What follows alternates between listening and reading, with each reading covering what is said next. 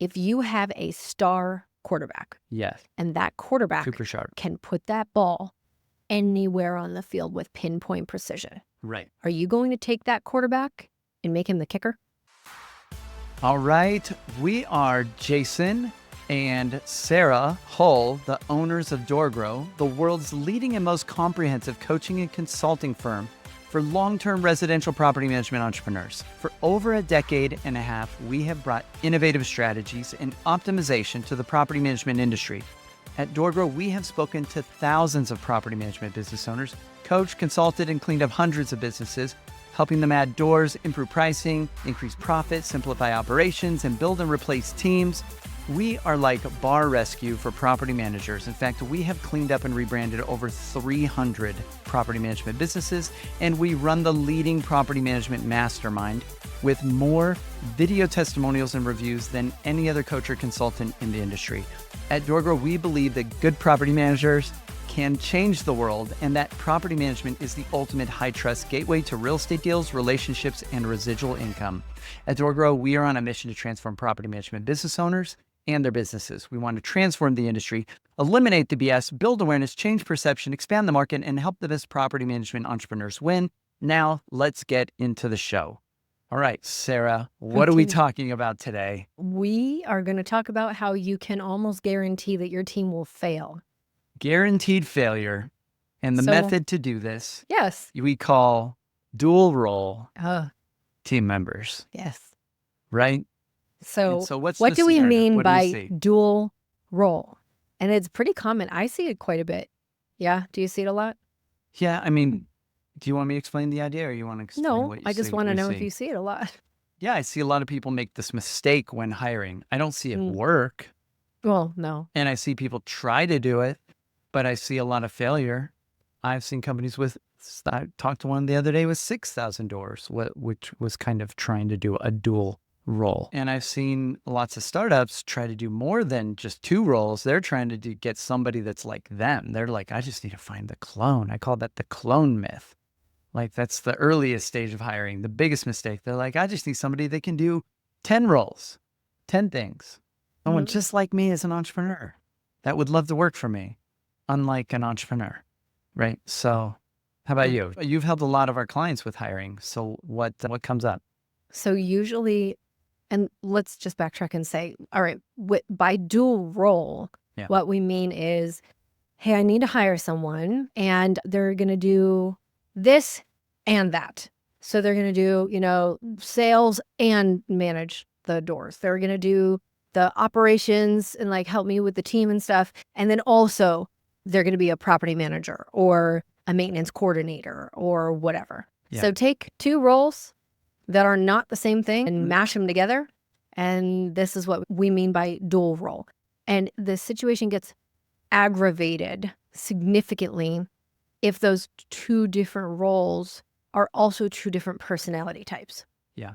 So if you have someone who's going to do operations and function as an assistant, okay, I mean, it's not ideal, but it's possible.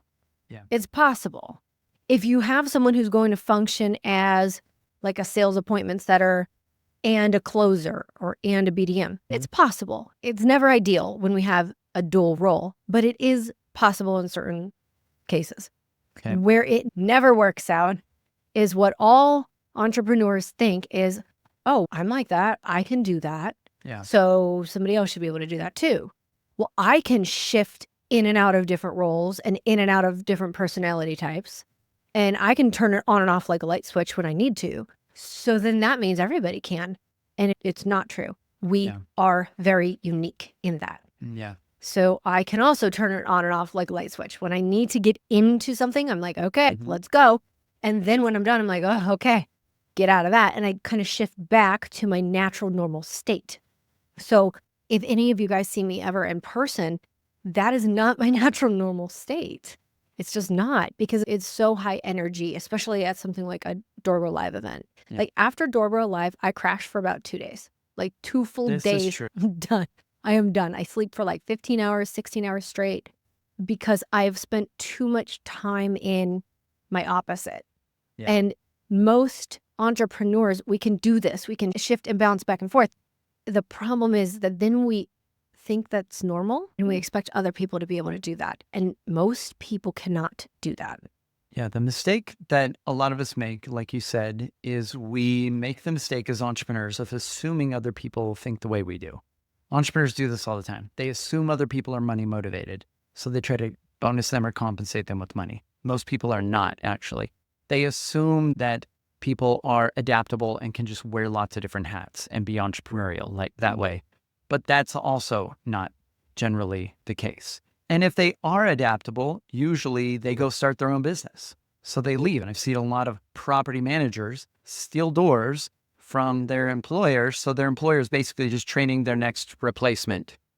I love when we don't put the dogs away during a podcast, and I'm being super sarcastic right now. Yeah.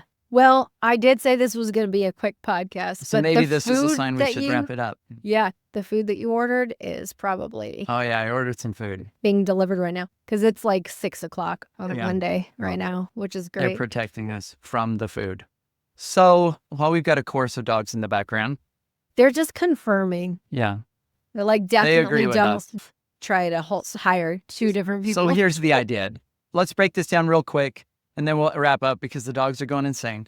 But people do not have split personalities that you want to hire. They're not 2 different people. And so different roles have different personality types. And it's very difficult to find somebody that can jump into very different roles and personalities that would actually enjoy those. Even you as a business owner, you probably could wear 10 different hats in your business, but you don't enjoy doing probably half of them, at least, if not most. Yeah. And so that's the idea. So you need to figure out, what would a good property manager look like? What would a good business development person look like? They can't be both. What would a good assistant look like? What would a good operations person look like? What would a good maintenance coordinator look like? They can't be multiple things typically. And I think we got to end. Okay, it's getting louder. I think they're just dropping us the order. That's all. Now we have 3 dogs barking. It's not stopping. So we have a big one and a medium one and a very little one. Okay. But that's a good example though, so we've got 3 very different sized dogs. Like Captain is small. He's maybe 14 pounds. And Parker is pretty large. He's about 85 pounds. So would I do the same thing for the big dog that I would do for the little dog? No, I'm going to feed him differently. I'm going to, get him like a different size harness, etc. You have to kind of think of roles in your business the same way. If you're trying to treat every role the exact same, it'll be really hard because you'll be like, I don't know. I don't understand. Like, that worked with my sales guy. Why can't I just throw more money at this person and then they're going to be better? Yeah. That worked with my sales guy. Yeah, of course it did. It's not going to work in other roles. And then if you're a dual role and you're trying to constantly bounce back and forth, like, oh, I got to do the sales and I got to do maintenance coordination and property management work. What am I supposed to do? What do I prioritize? And then when you get busy, when you get overwhelmed and you get stressed, something is going to not get done. And it's really hard sometimes to choose, well, what am I going to sacrifice? Because both things are important. And I can tell you that 99% of the time, the thing that will be sacrificed is the thing that they just don't like doing. Yeah. So if they don't like doing the property management piece, your delivery is going to tank. And then if they don't like doing the sales piece, they're going to focus on the delivery, and your sales, you're going to have none. And you'll be wondering, well, I don't understand. I hired you to do both. And this is why. This is that pitfall. So if you want to guarantee that your team is going to fail, that your business is going to be stressed, and that your team, it's almost a guaranteed turnover of your team as well, because they're not going to stay when they're not happy. And part of them is doing a role that they hate. The other part of them might be doing something that they really love. But part of them, for part of their day, they're doing something that they hate. Yeah. So to drive this home, it's really important that you don't put people in a position that they're going to fail. And here's a big major tip.